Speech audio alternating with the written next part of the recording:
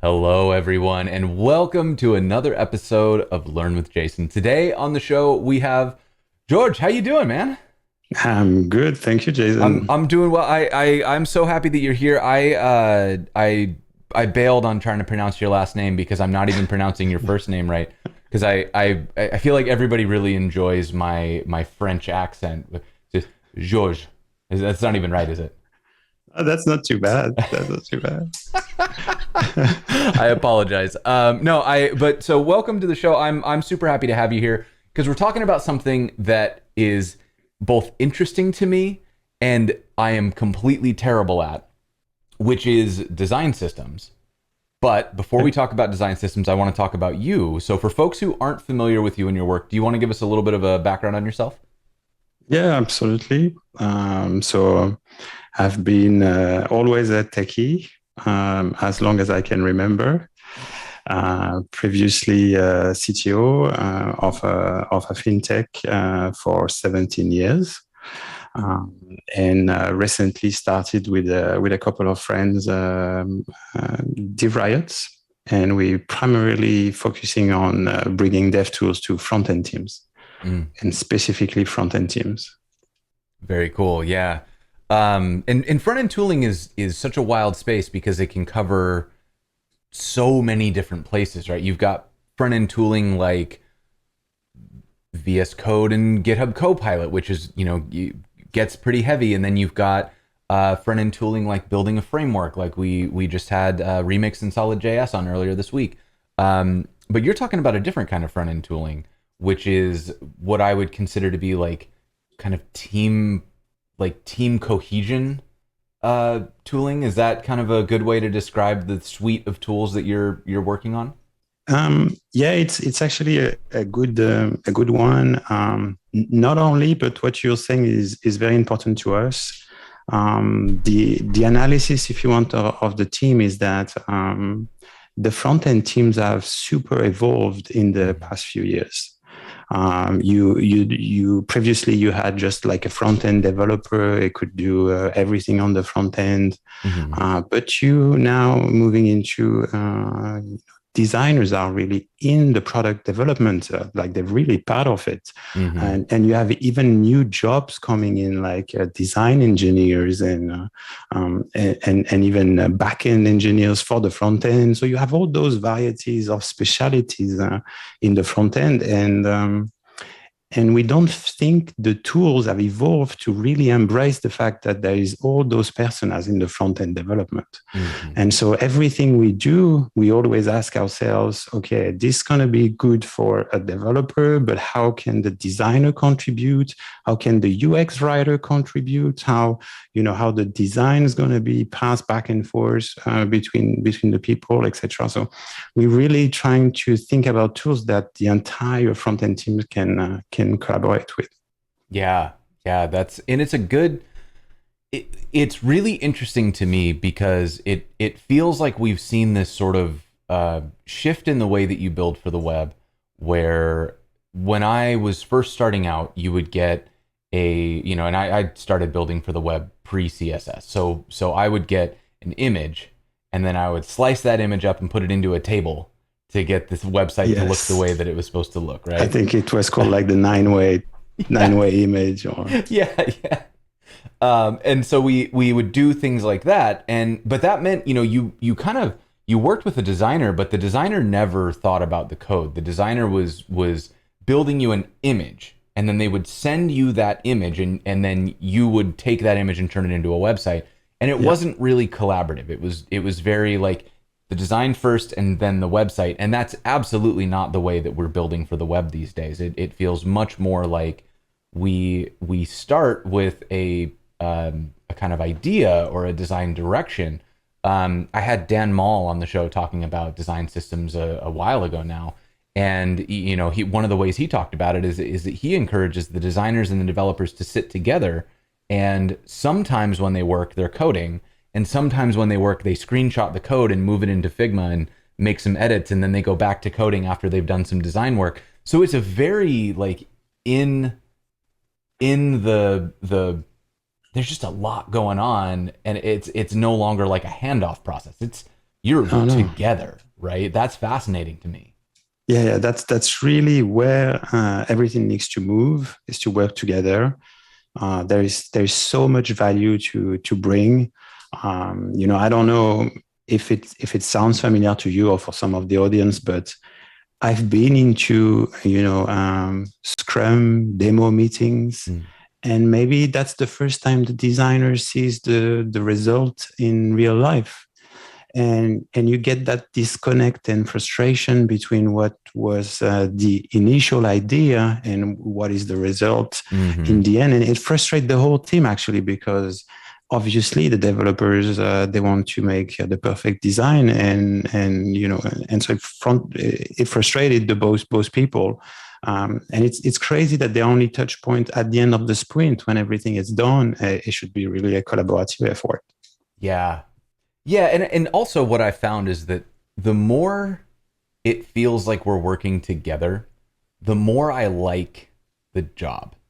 Like I really have fun when it's me and a bunch of creative people who have experience. You know, a lot of times I'm the one doing the middle tier stuff like the serverless or the data connections, and then we've got somebody who's going to build the front end and somebody who's kind of focused on the design.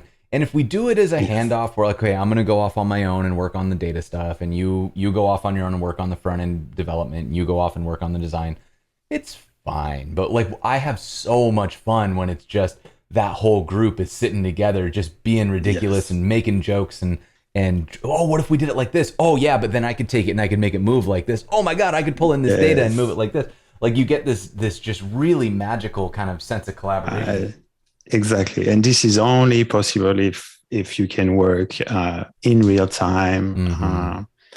to the same thing, and even in terms of efficiencies, like you get, for me and for the team, like we believe that you get an average result when you get something like a handover in different steps, because basically there is information lost in the way, and also there are opportunities of magical, as you said, magical elements that can only happen if, what if you do this, what if you do that, but those can't happen when you have a handoff and when you do like a sprint, because at the end of the sprint is closed. Maybe you're gonna like inject something else for the next sprint, but you know everything needs to go on, and there's new stuff in the sprint coming in. So you don't want to do that. So you end up with something which is average and not, you know, perfect or magical, especially in the front end where user interactivity and user experience is actually so fine. I mean, it Mm. depends on so little things, little animations, little timings.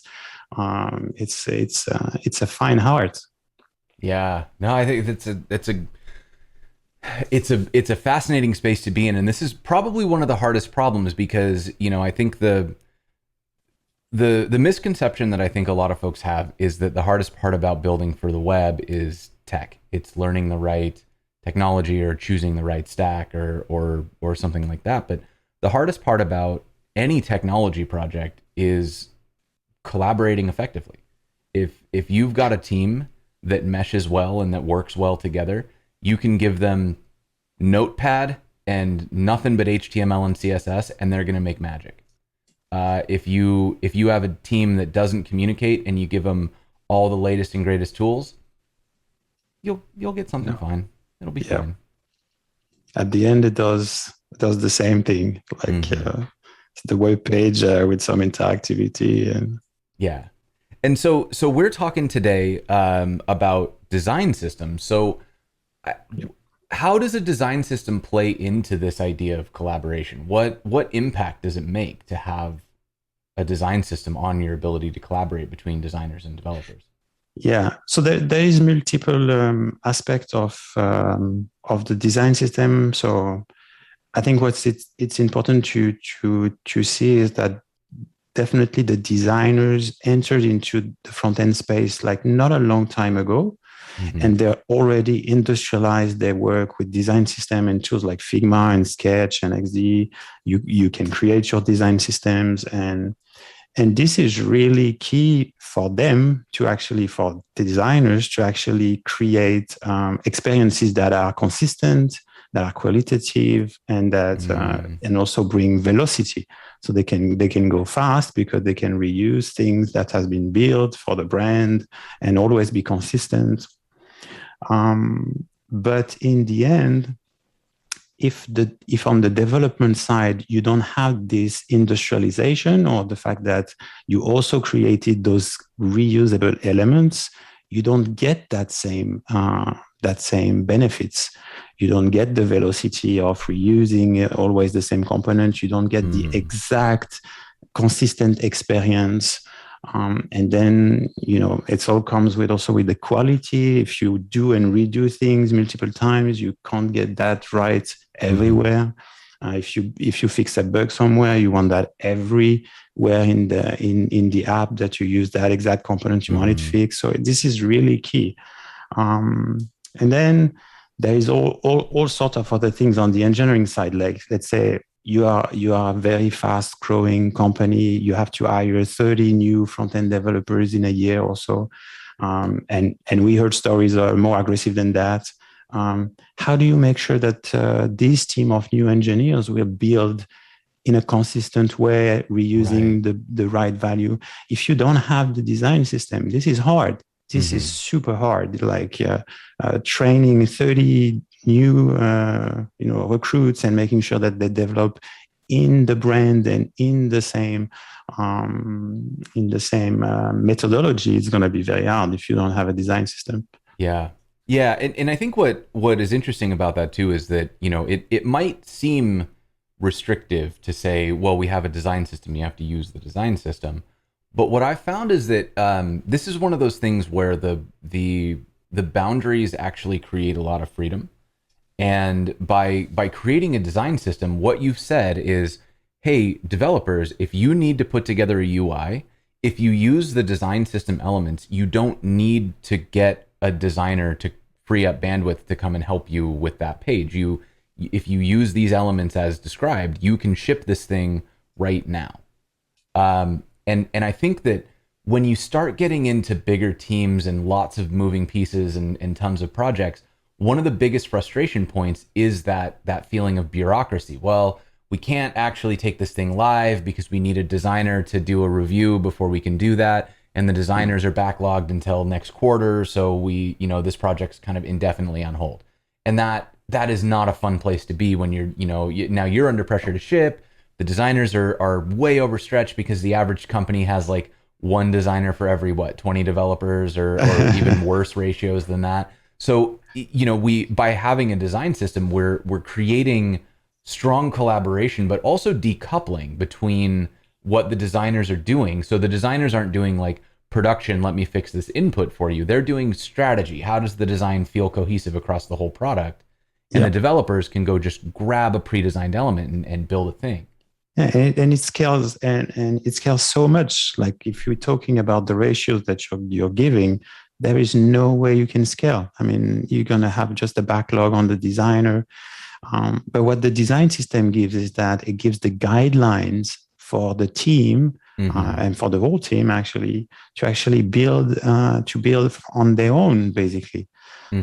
So this is actually nearly what you would like best is like the designer team basically can really focus on the guidelines and train the whole team through those guidelines to get the best out of it. It's actually very efficient and it gives more time to designers then to focus really where it's really important. Every aspect that is super heavy UX related, where you have user experiences that are really key to your product, you don't need to design every single piece of your application. I think a preference page or a setting page I think anybody can build something that is good enough.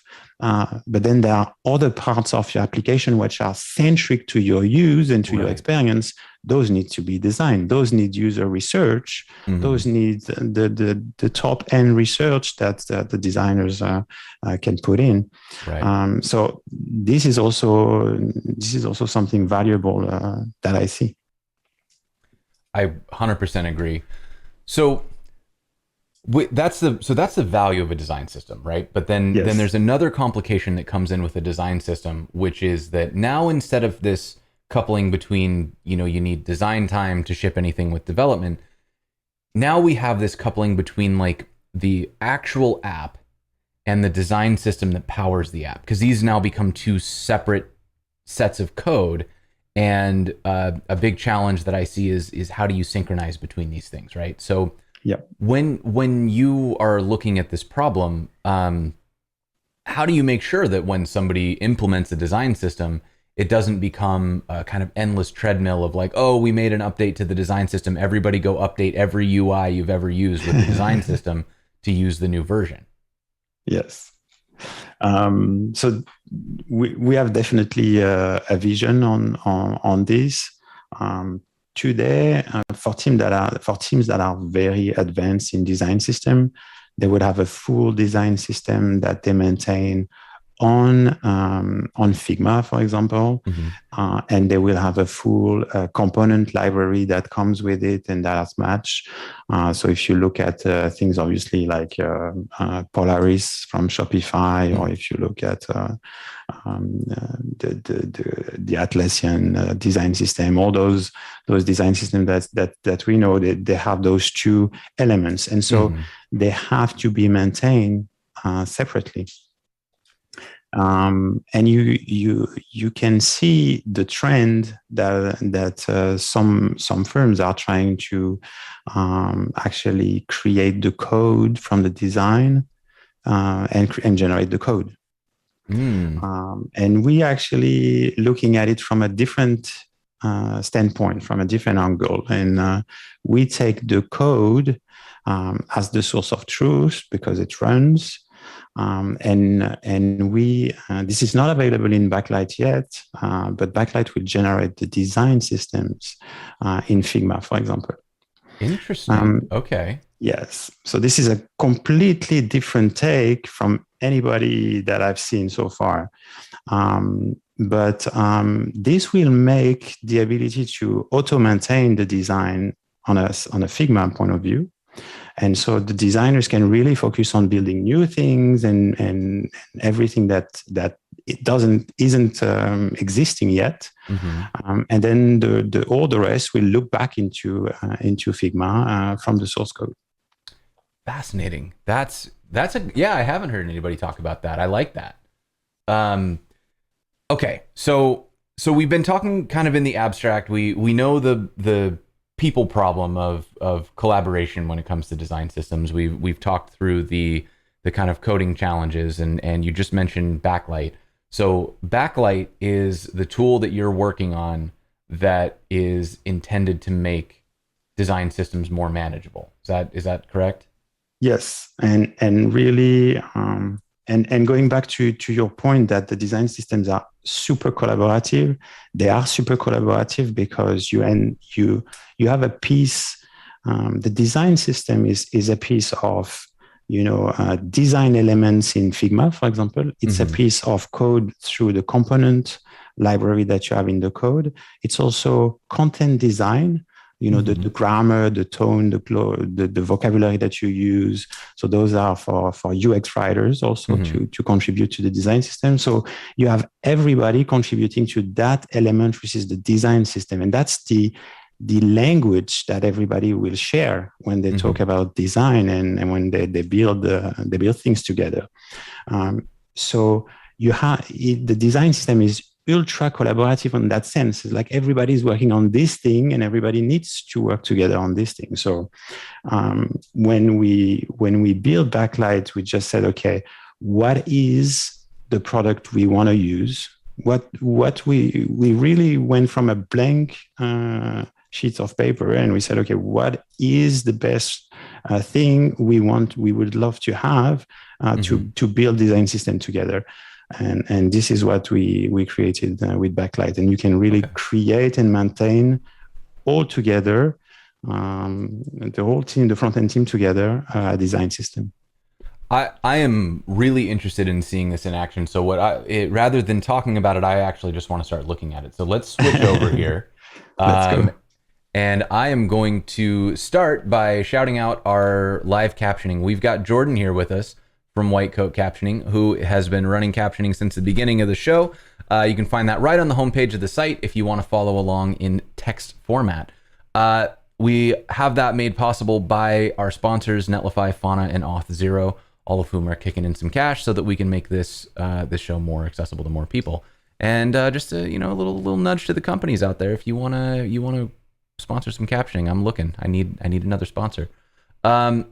We're talking to George today, so you can find George on Twitter there if you go and click that link. And what we are specifically talking about and what we're about to dig into is Backlight.dev. So you can go check out Backlight's website here. And at this point, I'm gonna ask you, what should I do I'm ready to start my company. I want to build a landing page so that people can say that they're interested. And I'm going to start from the get-go with a design system. I've decided that's how I'm going to build my company. Okay. What should I do if I'm going to use Backlight for it? Let's go and get started with the yellow button. Yeah. All right. So there is a bunch of starter kits, which are design systems that are pre-built, and depending on the technology, so you have some web components, some React, some Vue, and those are examples of technologies. So we're still building that on a weekly basis, but this is what you have today. But given the style of Learn with JSON, I think we should start from scratch. Let's do it. So we're going to pick up the black card, which says blank. Exactly. And so we're just going to pick this up and you go into Backlight. So this one is blank. And so now we're going to, do is... I want to call something cool out here. Did everybody notice that I didn't have to sign in? I'm able to use this product without actually signing into it, which is rare and cool. I'm excited. Yeah, we try to be very, very open so that really people can discover the product and make their minds about it and without. But this being said, now you're gonna need to make your copy of it. And so by clicking on the start with this design system, and now we're gonna ask you to log in because we're gonna save things on your account.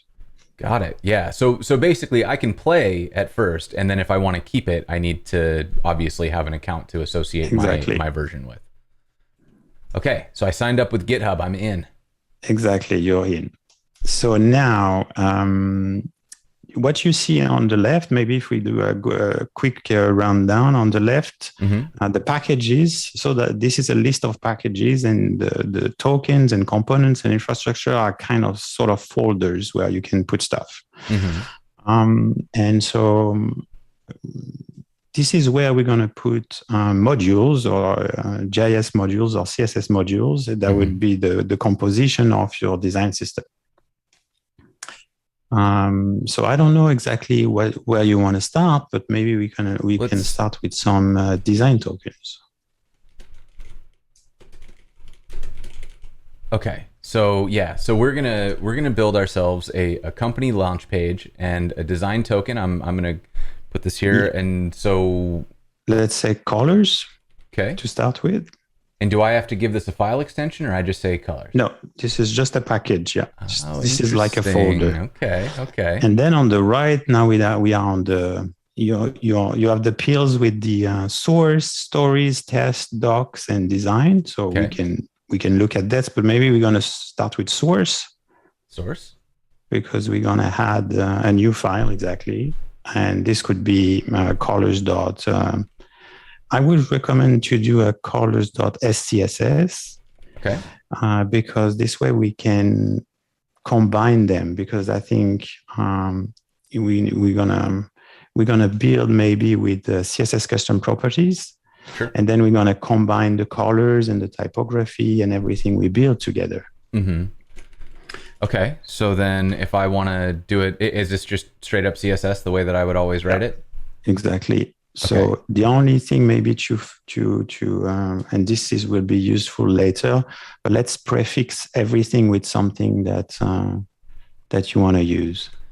Let's just use LWJ for Exactly. now. And then you can use color.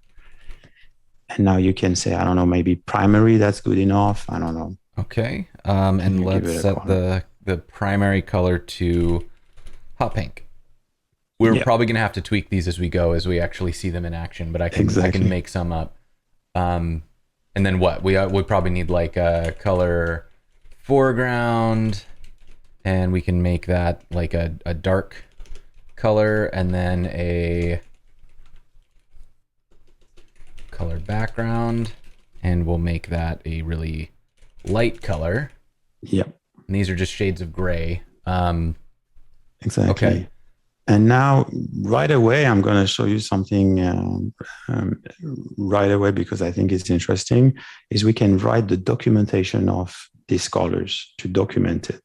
So Okay. exactly, we go to doc, and so we support different shape of documentation, but I think MDX will be easier if we go React. So we can do colors MDX exactly. Yeah, colors.mdx.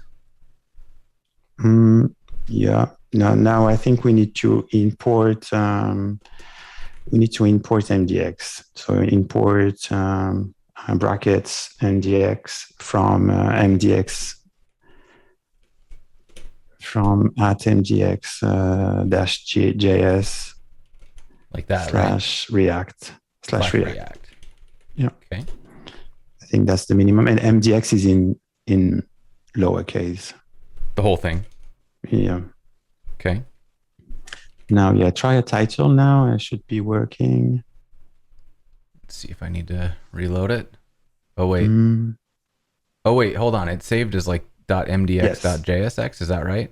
Yeah, that should be okay. Yeah, it's compiling MDX. So now we need to add the dependency. So you have in the bottom end, you have the root files on the bottom left-hand side, Ah, gotcha. and you have a package.json, and we're going to add the dependency of this.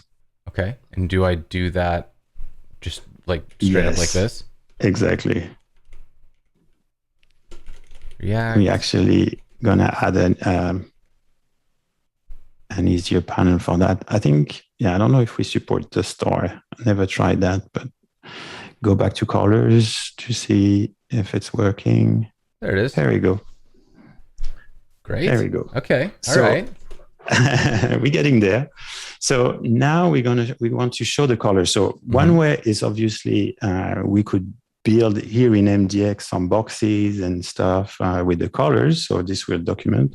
Yeah, I'd But have to I do would, something like what, like div style, and then we could do like yeah, background, LWJ color primary, and then I would need to set like a width of 100 pixels and a height of 100 pixels, and then close that off. Oh wait, what did I yeah, get? Oh, yeah, oh, that's right, because it's MDX. yes. Right. Okay. So doing this all for illustrative purposes that we're Yes. absolutely going to get rid of here in just a second, but that's okay because it's worth seeing how much this is painful.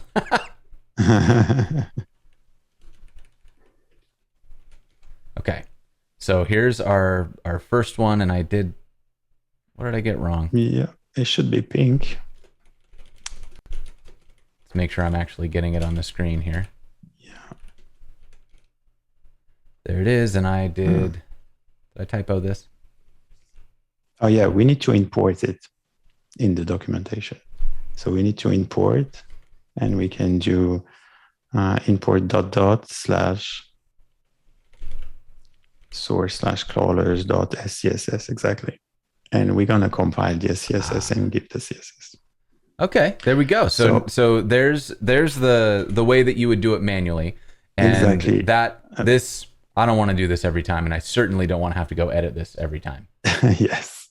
So what you can do is you can use a component that we build, and this is actually available in open source. So we can um, import brackets style showcases, style without the D showcases. You get it right. Yeah. Okay. And then from, and this is at DivRiots / doc kit. Like that? Yes, dash react / yeah, because there is the different components, style dash showcases. Okay. And then do I need to add this to the package? Yes. Okay. You're getting used to it.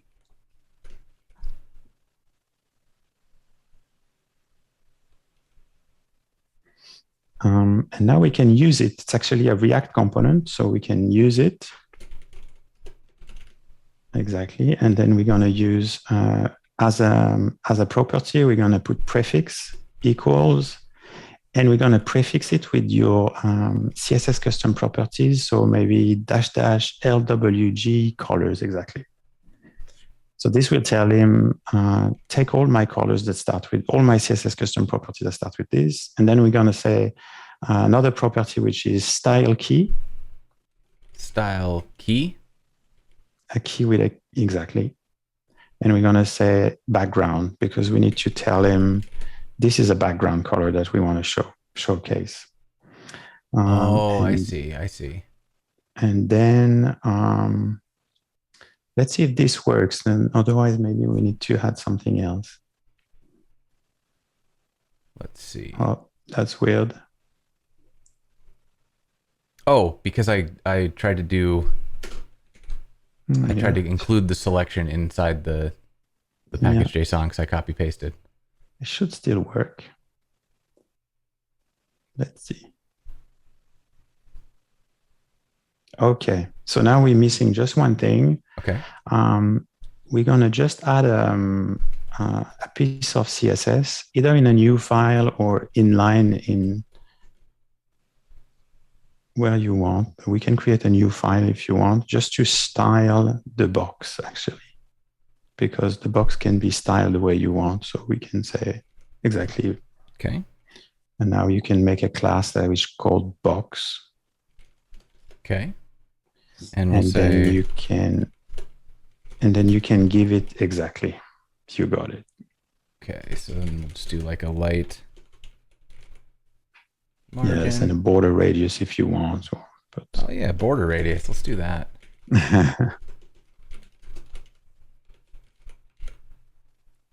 Okay. And then you can go back to your here and exactly.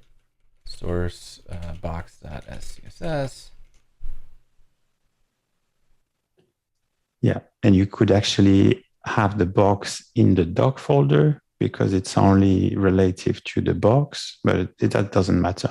That's okay. Oh, I see. I understand. Okay. And so then do I need to like add that box class here? Exactly. I know this is called component. Oh, prop. It's not. No, it's not last name. Component props with a S at the end. And then it's this is where you put an object, exactly, class name. You got it. All right. Wow, that was so. Now you can even add new CSS custom properties, and they will show up automatically. Very cool. Okay, so let's do a secondary. And we'll do this one as is that a color? Yeah. That's nice. And then if I reload over here, exactly, it's automatically in. And this is, I'm assuming this is like order dependent. So if I switch these up, yes, look at that. That's slick. So you can do quite a lot of things. So you can obviously do that by yourself and do exactly the color palette that you like, but we just offer this this little facility into the Dockit React package. Yeah, that's this is really nice. Like it's good to have these kind of like, let's just make that thing work the way that we want it to work. But okay, so now we've got primary colors, secondary colors. So the next thing then is we need to put together our components. And so I want to do like a landing page. So if I'm launching this business, I need like a headline. I'm gonna need some text that says like, "Hey, this business is coming soon." And I haven't had time to put together a newsletter yet. So what I'm actually gonna do is kick to Twitter. So let's just have a button that says like, for updates, follow me on Twitter. Yes. Right. So headline, text, button, and then maybe like let's start there, and then I have a follow up question once we get there. Okay. Do you want to like say create another token for the typography maybe? Oh yeah, we could definitely do that. Let's go into source. You can go into tokens on the left. Now this is like this will stay as the colors, and we can now create a typography. Exactly. And so same story. All right. Same story. We're gonna do exactly. Got it. Okay, so then I've got my typography.scss. We're gonna set up the root, and we'll give it an LWJ. Call it text. And how do you usually? So I would usually just do a font family. So let's use one that we know will work. So we can say, yes. What's a system font? Verdana. Let's use Georgia so that we know that it's working because it's a serif. And then we can like default to serif. Comic Sans. And then we can do like an LWJ text heading font. Yes. And yeah, we can use Comic Sans for that. What is it? Comic Sans MS, is that right? Yeah. And the best to keep it discoverable is you do like text font heading. So this way you can have exactly. This way you can change heading into something else. And this is another family. That was what I was thinking. Yeah, as we can do. Okay. So then you can do font family and then add something. So for example, if this is heading, you give it heading, and then the other one you call it body. Exactly. Perfect. Okay. Then we can do like go. Then I like to do size and weight. I think those are the minimum, but you can obviously add. Okay, let's go with the size of, we'll default to 18. You can do size normal and size big or size large. Gotcha. Okay. And do you always like you would go like exactly? And then we could go with big and huge. Yeah. So what I like to do also is to give it some space to separate the different types of token, but I think you get I see what you so we got those, and then bold, and let's just stick with that. Or no, we can, what we can do? We can do a black, and we'll make that like a 900. So we can do kind of different sizes and stuff. I'm not sure if Georgia has a 900 weight, but we can try that. Exactly. Anything else that you put in here? I think that's a good start. I mean, we don't need to be too crazy. And it's actually a good thing to start small. And this is actually something I would recommend to everybody, is like to start small with the design system and just build on it progressively. So I'm just grabbing out that. Yeah, maybe you can copy paste from the colors, or it would give you some time. Definitely could have done that.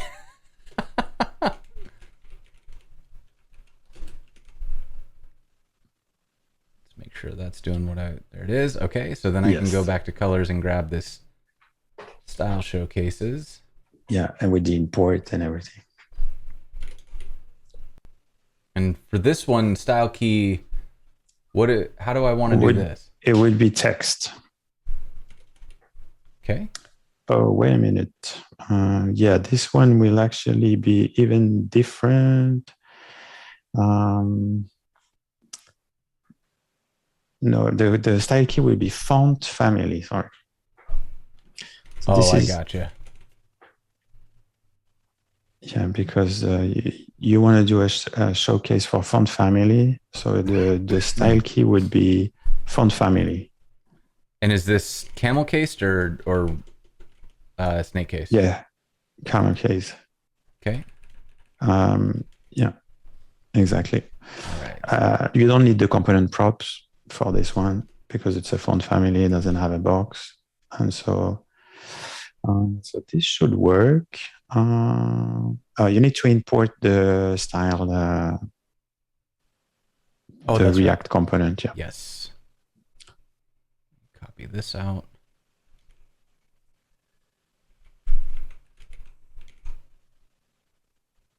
Okay. We should see the text. So let's maybe just add something else, which is showcase, a new property.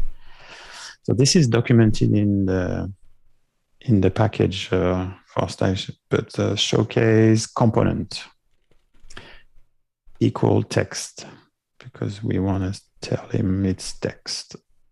Okay, that helps. That's So cool. now you have the two fonts, which are the body and the heading with the fonts that you selected. Got it. And then if I want to do the same thing for size, I can go with size. And this one would be font size. Exactly. And off you go.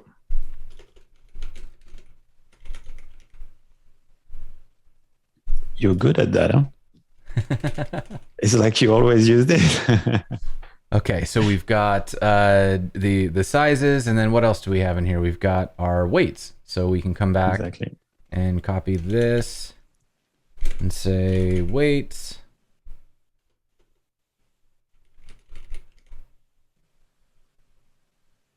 And I screwed that up. What is it? Yeah, it's just a key. Weight. It's just a key. Oh, the key. Font weight, yeah.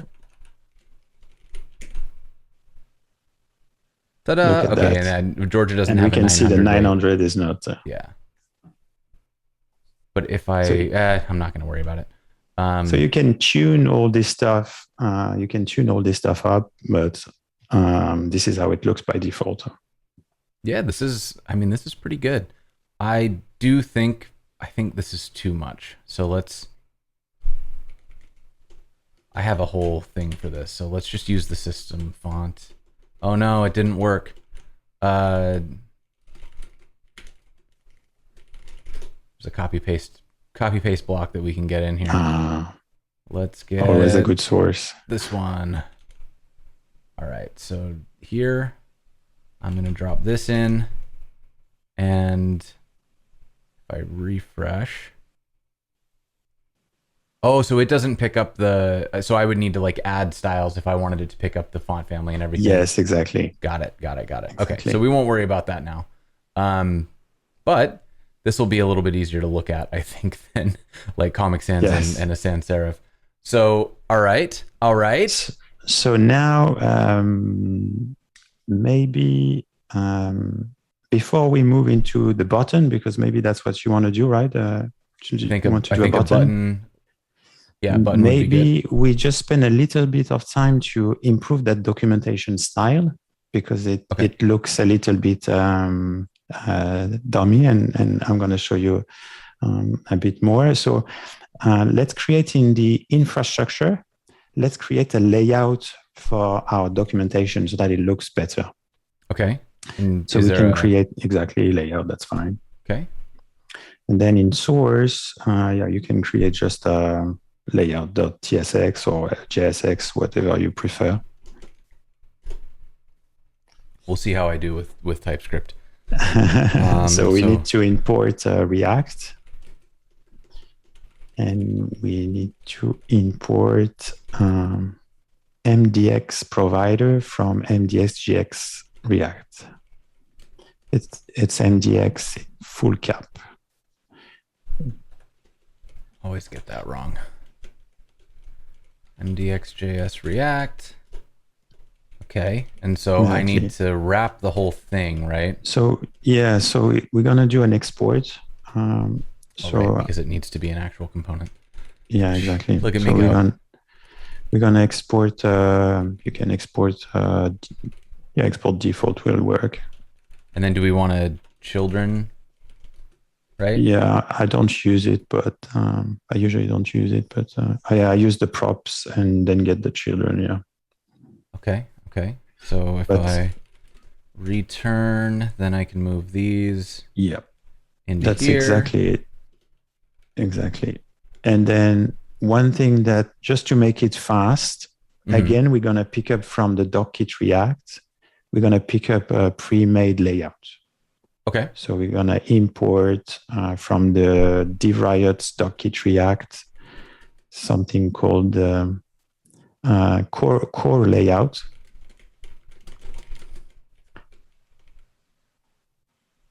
From DivRiot slash dockkit dash React slash MDX dash layout dash core.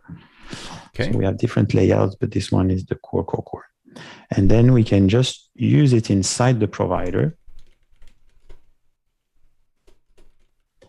And this thing takes one property. Yeah, this is really good. Yeah, exactly what we need. And then this takes one property, which is a logo, if you want to have one. And I think the logo of your company would be even better. But Yeah, I think I have. Let's see.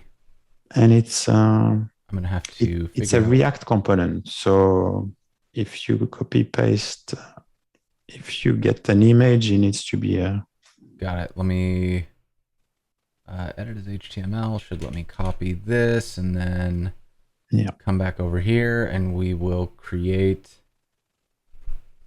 No, yeah, it needs to go. Yeah, you can do that, but I don't know. We can try. So we can I mean, try. I can all. Let's see. I can put it up here. Yeah, exactly. That's what I was thinking. Got it. Okay. Think And that'll then just work. Let's find out, I I think you guess. need to, there's some dash things that you need to fix. Some camel case, some attribute that needs to be moved into camel case. Like, Yeah, stroke weight, stuff like that. oh, it's not. I thought it would just fix that these days. Let's see. Guess we can find out if it's going to explode once we get it in here. Yeah.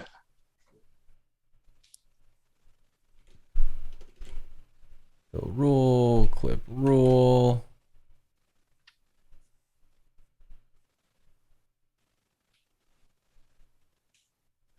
All right, let's That should see. be good Let's see what enough. happens. And then in here, In logo, you give it uh, it was, what was it? It was logo is logo equals. like that. Yep. Okay. Doesn't like that. Yeah. Oh, because I missed But this one.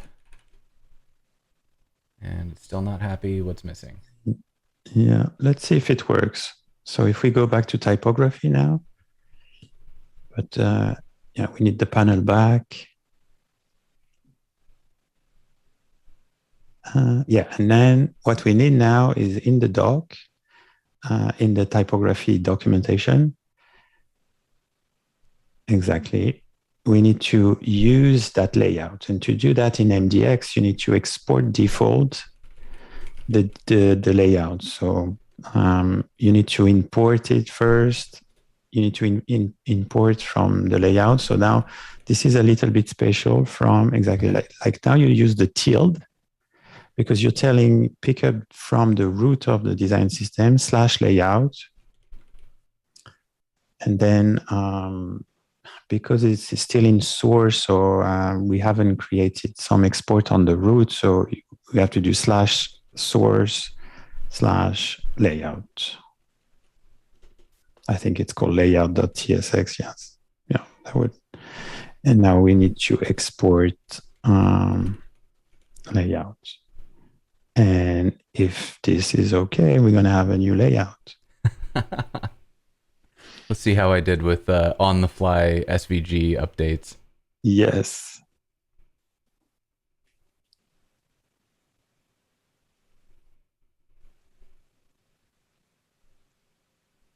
Oh, I messed it up. And I messed it up. Let's see here. I have a suspicion that it's something that I did. Maybe let me have a look at the component. Yeah, here Is missing property components is missing in type. So components, that can just be empty, right? Yes, exactly. But And I'm then not sure. logo is not assignable to property. Logo does not exist on type. Am I missing? Is it logo or is it something else? No, no, logo. Fred. This is a tool called Backlight that we're working with today. So I'm not sure I see a mistake, so I think it's okay. Let's just remove the logo for a second to see if it's coming from the logo. Just remove the attribute, the property, and so let's just go back to typography to see if it's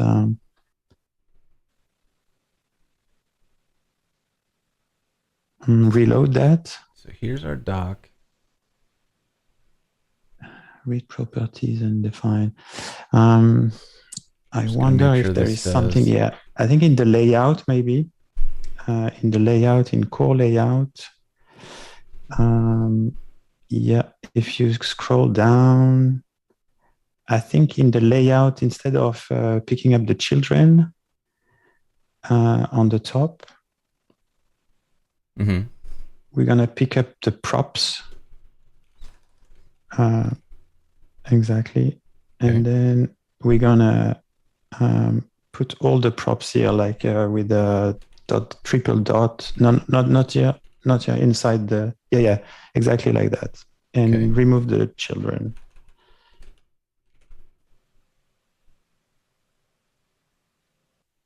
And because layout doesn't have a doc, it will not show up, and it will not show anything. So we have to check out on the typography that this works. There we go. Look at it go. Okay. So let's see if we can get our logo back in. Exactly.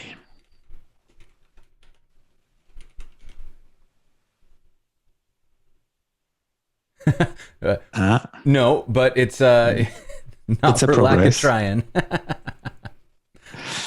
So what is wrong? Because it looks good. I could have sworn that with these, it was. I thought with React you didn't change the SVG stuff. Let me try it and see if it does what I think it does. Yeah. You need to go back to typography. Actually, what we can do, you see the pin. You see the pin upstairs, the pin next to the dock. Yeah. If you pin now, that right inside is pinned to the typography. So when we go back to layout, we can see the results immediately. That's nice. Okay, so I have definitely broken something because we're not getting our logo. Yes. Which is a shame because it would look cool. Do you try to wrap it around a div? Like that? Yes. No.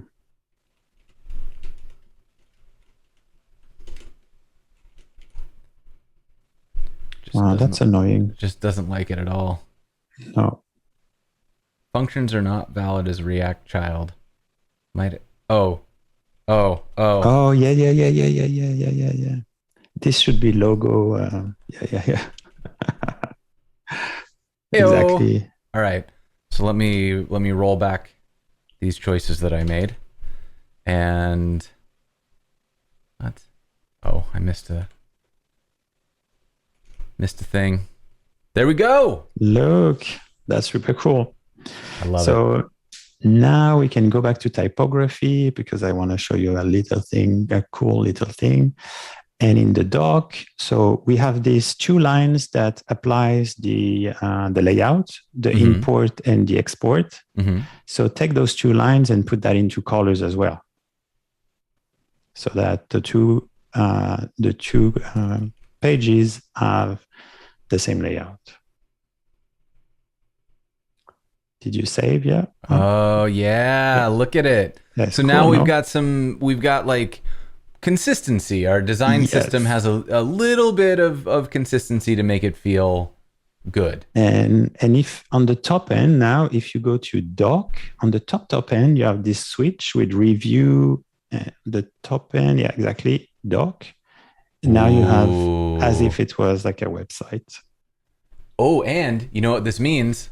Watch, we can go in here and I can go into here and I'm going to add a like layout.scss and I Yeah, can do something like we'll go font family and LWJ text font family default. exactly. Did I do default or body?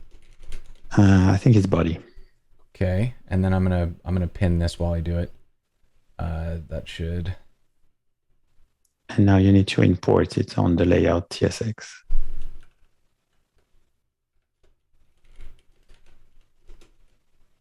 You're getting good at that, huh? Yeah, it's a hazard of this job is you got to pick it up quickly. But check it out. So now we can see our weights actually show up, and we can see that things are doing what we want them to do. We've still got our heading sizes, and we can do something like if I go in here and say we're gonna set our, let's say our H1, H2. I think that's all we use. So let's stop there and say font family will be J text font family heading. Now we're using our design system to build our design system, and that's pretty slick. Exactly. That's what you want. I love it. I'm into it. I think this is great. So let's bump it a notch and build a component. Maybe we could like, for the sake of the audience, maybe we could build like elevations, spacing tokens, border radiuses tokens. We could build a lot more tokens than that, I think. But I mean, given the time frame here, we've got like 25 minutes left. So let's get a component, and then because what I really want to see is how we put this into practice, right? Yes. Like I want to use this design system. So I'm going to create a button. Yes. All right. Now, if I go into source, my assumption is I'm going to create button.jsx. Exactly. If you want, or TSX. Yeah.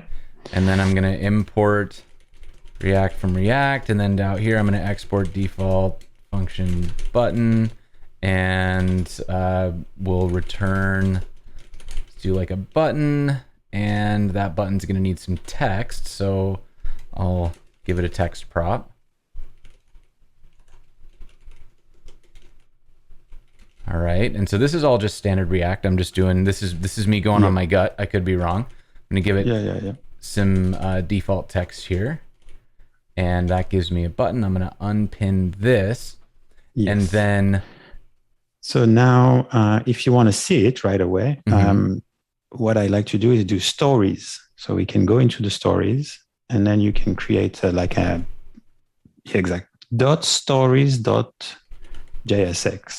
Okay. That would be special. So this is pure storybook. So okay. So I don't actually have a lot of familiarity with Storybook. I've used it but not built That's it. fine. That's easy. So you can just import React again. Import React. Unfortunately, we have to do that. Import button from Exactly. button.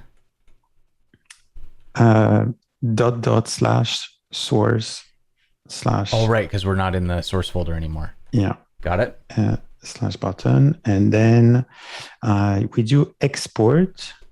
We do export const, and then you give it like button primary, for example. You call it equal, and then you make a function, exactly. And then you return whatever you want, which is your button. Okay.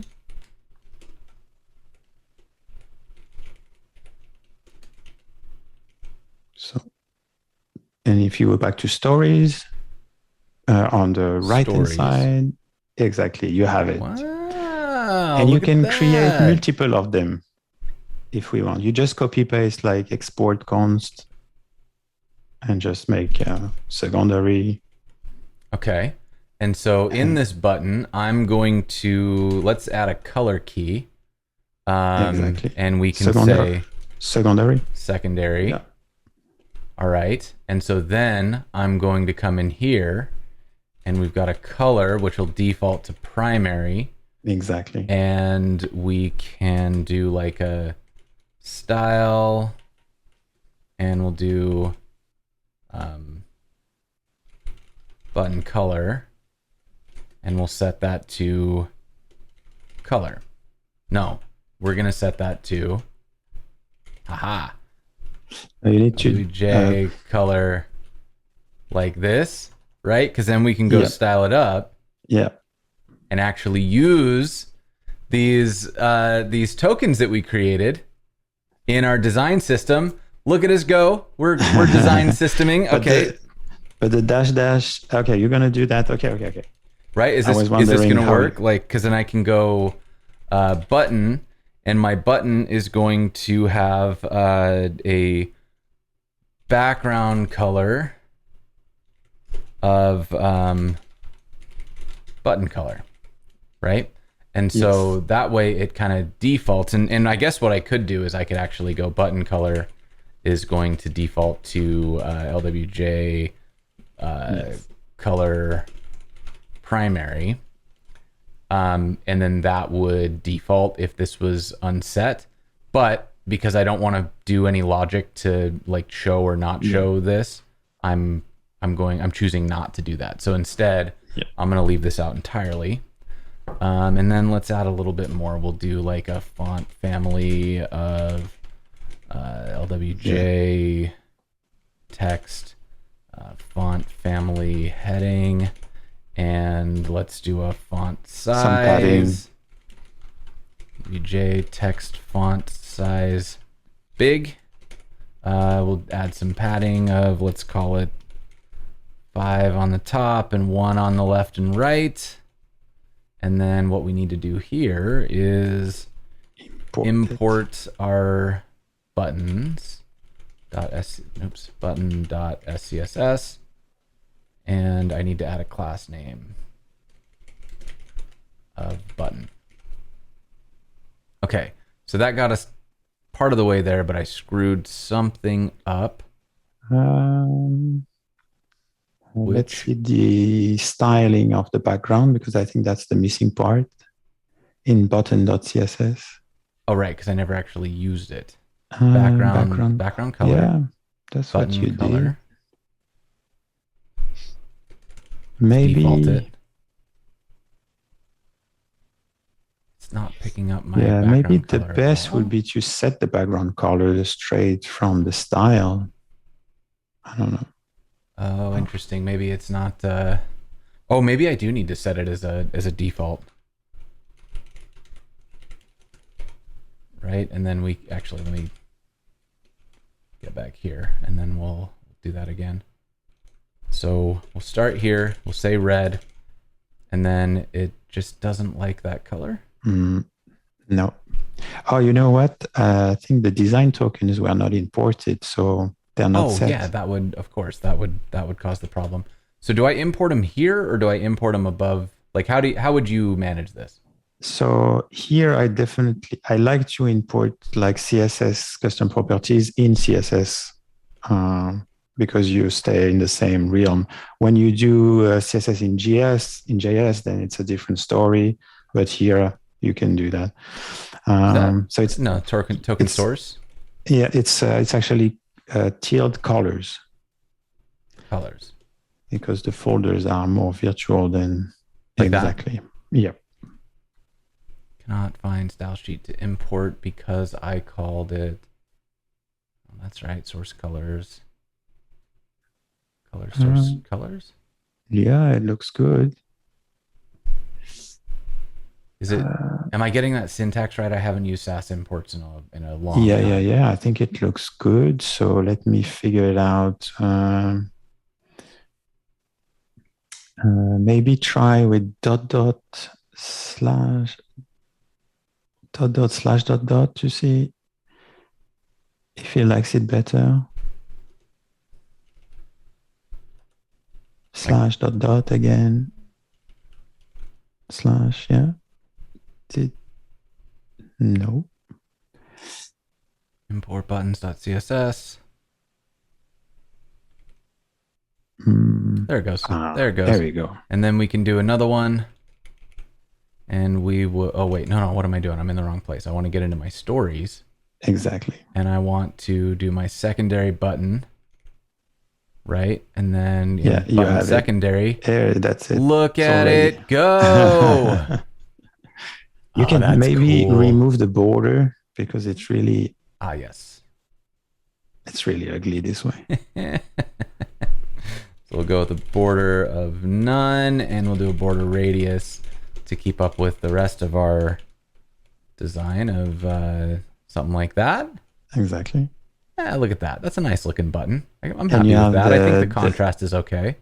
the 9 points are if you on the right of button secondary, you have the 9 points. This gives you all the stories together. So Oh, that's really slick because then if I start changing stuff, I can make more choices. yes, And this is I think the strength of building a design system is that like after you've done this, because then I can go in and I can say something like we can do a size and by default we'll go normal, right? Or maybe yes, default is big. Then I could go in and I could also create a like a small button, um, right? And so in yes, my, we'll do a size small, and in our small button that immediately shows up here, we can say, we need to actually change these so that they match with what we're saying. Button primary, secondary, small, and then if I go into my my button.jsx and we get a size of big, then I can do something like let's add a button size, and we'll do J font size, and we'll do size, right? And then if I, no, that's not it. This is it. That's right. So then when I save this, that'll auto format for me, and I can come in here and set a button size of, we'll say, I don't know, 12 pixels. And then we can do the font size instead of button size. And now what we should see is that these will pull. Did I get that right? Hold on, let me look at my typography. Text size, I got it wrong. That's why it's not working. Text size. And now if I go to my stories, we should get, did I actually save this? text size or font size. Size. Text size, that's right. Font is text font size. No, there's font Oh, missing. did I screw it up again? I don't know. I think Text no. size. Okay, so No these are text the. size. Yeah. Oh, but there is no small. Is the problem? Ah, that's what we're missing. Okay, so then if I go back to my buttons and I go to my stories, we should see a small one, which we're not seeing because it doesn't want to. it's arguing with me, and it's arguing with me because I did something wrong. And the thing that I did wrong is what? What have I done, chat? No, because it looks exactly button size. Text size small. Text size small, right? And then if I change this just to make sure that it's picking up my changes, I'm going to color red. No, that's right. So it is. Oh, I know what it is. No, I don't. I don't know what it is. WJ text that's size. annoying. Button size. And size, it should be small. Otherwise, it's big. Yeah. Yeah, it's like picking up a. Got a size big. Size big makes sense, right? And then when I go into my story, Size small. pass in the size.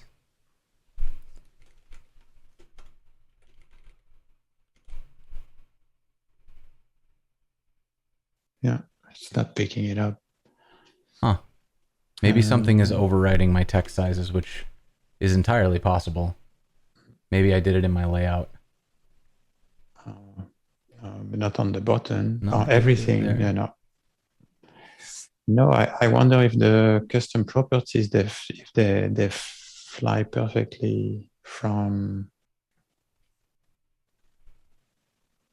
Yeah, I didn't change anything. Okay, so something I'm doing with that isn't working, but that's okay because you know what we can do when we have mistakes is we just hide them entirely. So I'm gonna go into my my here, and I'm gonna get rid of the button size. We're gonna leave that out because it's not working, and that's not really what we're here to learn. So I'm not gonna debug React today. So I'll leave out the size altogether. And now in our stories, we've got a primary and a secondary button. That's enough for today. Okay, that's cool. So now I propose we do a documentation of it. Okay. And so you can copy paste the documentation if you want. Okay. That will spend some time. All right. And so this one we're pulling in button. And we've got the layout, we've got a button. And for this one, I assume I'm not doing the same thing, right? It's not a style showcases like this? No, exactly. Okay. No. So the good thing here is like very basic is like we can just import the button. You didn't, I think, import the React button. We can just import the React button. Exactly. And we should just have the button in the middle of our documentation as soon as we save. Exactly. Perfect. So we can do a few things here. So you can have some code example, how to use it. So you just... oh, wait, what have I just done? I don't know. There we go. Yep. And then you can have... you can triple backcode and do some coding example if you want. We're gonna get that.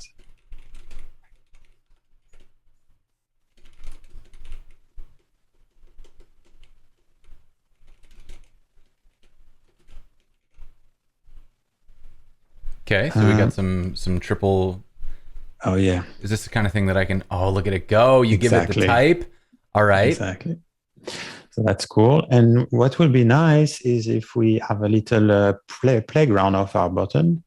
Mm-hmm. So to do this, we can import a new component helper from the div-riots doc-kit React. And it's called Playground. From div-riots doc-kit React. And then is it like Playground? Playground, yeah. Okay. And so then we can call Playground and then exactly, and we give it a prop that is called scope. And this is to pass the button. So we're gonna equal, double brackets, I think. Oh, gotcha. And then and another property called code, and then we can put some code inside it, but in text. Like So so it's like real, like backtick like exactly I like just that. did. Okay. Yeah, And so then I can do something like button, and we'll say text equals test me. exactly. And so now it's picking up the new lib that we added. Okay. Just give it a second. Okay. So we've got our Exactly. And button. now you can play with it because the code underneath is editable. It's a true playground. So you can even Wow, test that's really your, nice. So okay, so then I can go what did I call this? Color? yes. Wow, that's slick.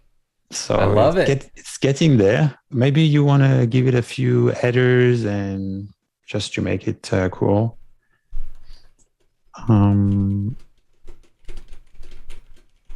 and then we have other helpers to like show prop tables, but I think we don't have a lot of time to look at Yeah, this. let's But at least let's start let's call this good enough. Let's ship it and use it. yes. So one thing I want to show off because we talk about the collaborative aspect with the designers Mm-hmm. and the UX writers. So here, this is you've done everything here on the browser, Mm-hmm. and so there is no npm install commands or git commands. You do this right here. Mm-hmm. So there is the ability to connect to Git, and so everybody can actually contribute pull requests from there. Okay. But also on the top end, you have this. On the top end, you have a yellow outline button with a persona, exactly this. This creates a link into your clipboard, and if you share this, people will see exactly what you have right now and that you are working on. Very cool. And so we haven't worked with the branches, but once you plugged it into Git, you can create branches. So you can create new component. Just click that button and then share with the designer and have an interactive discussion about what you are doing right now. Mm-hmm. And this changed the game in a sense that you don't need to deploy a version of that to have a discussion, deploy into a website, or wait Right. for the CI to build something and then share the link. As you code, at this moment, you want to share this and you want to have an interaction and a discussion, and you can do it right now. That's very cool. And I just dropped that link into the chat for anybody who wants to take a look. So they're going to Okay, see that. so with our remaining 7-ish minutes, can Oh, we wow. deploy So this and get yes, so ourselves? let's on the left hand side, you have a little box on the left hand side, package. This is to package, and now we can release it to npm. So this Okay. we're going to use those names. I don't know if you want to change those names, but you can. Do you want it to be prefixed like this? It has to be on the free version. You're limited Got to it. Okay. this scope, but so you can rename this. Yes.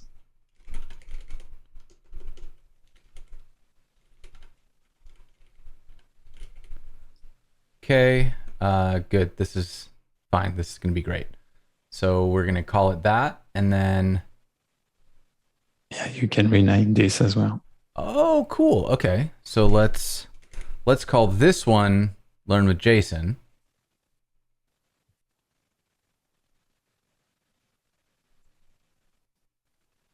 Okay. There we go. All right. And then I can yeah, I don't know. this will be fine. So then Look at the workspace. I think something went south on the. I think I just needed to There refresh you the go. page. So okay, so there we go. And then we can take that out of there, save it. Okay. Then I go out here. Yeah. Yeah, that looks And you good. press. I'm happy with that. Yep. And you press release. Wait, is this really all? Yes. What? So give it a second. It's building the NPM package. Okay. Okay, and while that's happening, I'm going to go over to CodePen, and I'm going to create a new pen. And I'm going to go in here and see if I can, where are my dependencies? I'm going to just get a dependency in from here, which is going to be this one. Exactly. You Oh can my click on goodness. this. So It gives you, it goes to NPM, but yeah. Don't you lie to me. Oh, it probably has to update, doesn't it? Okay, fine. I'm gonna do it locally instead. We're gonna just make a new, we'll call it like a backlight test. What I'm gonna publish is the backlight setup, not this repo. So I'm not gonna worry too much about what it's called. I'm gonna get init npm init, yes, and then I'm gonna npm install our package that we just published. Yeah. And off it goes. Okay, so let's open that up. And then inside here, what I should theoretically be able to do is create like a source index.js. That work? There it is. And then if I import, can I just get like button from Backlight? Yep. Does it just work like that?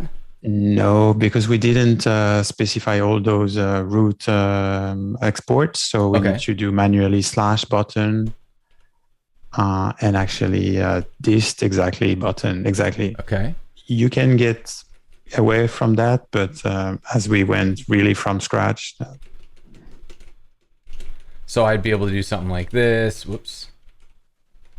And I'm not going to be able to run this because I didn't set it up as a React project, but like I could do, you know, button and the text would, or wait, button and the text would be like,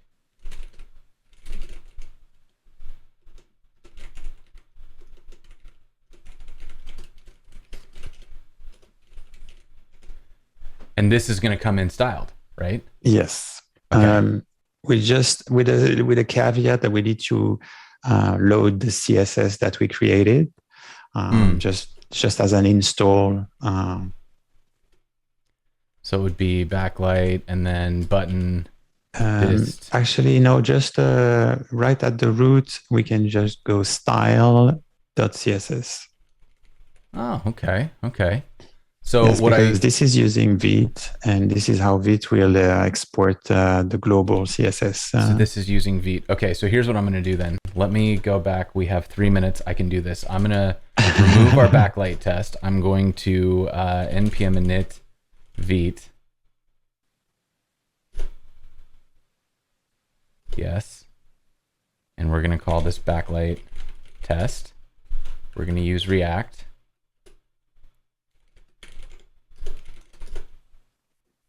Okay. And if you do this in 3 minutes, that's impressive. We're gonna do it. It's happening right now. Okay, so we got that. Now I'm coming back in here. I'm gonna look in. Here is our app.jsx. Great. Yes. So what I'm gonna do is grab these bits out of there. Yes. All right. And then I'm going to replace this button. This is perfect. Replace this button. Actually, let's watch this happen live because I'm actually really excited about it. Okay, so the first thing we're gonna do is we'll just use the netlify CLI to start a development server. And here it is. Okay, so here's our count. It's unstyled. Yes. So I'm gonna come over here. I'm gonna get this one. Okay, there's our button. If this works, I'm gonna be so happy. Okay, so here's our button. All right, and then I'm going to change it from count is count. We're going to set this as text instead.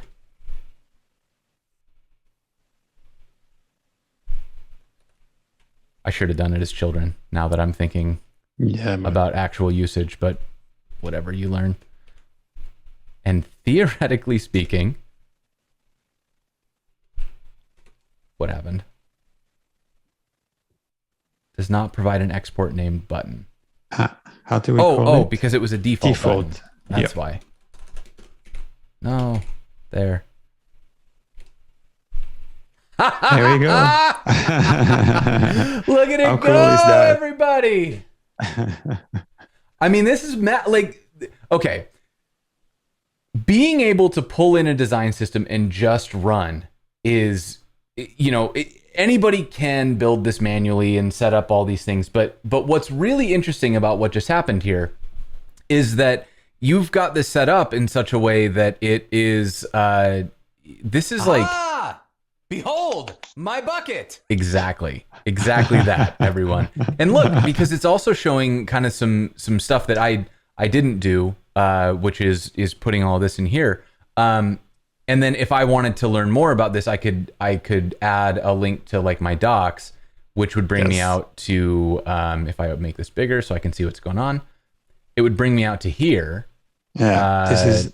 Oh wait, that's the wrong thing. We need to get. No, it's good, but we did style the README, yeah.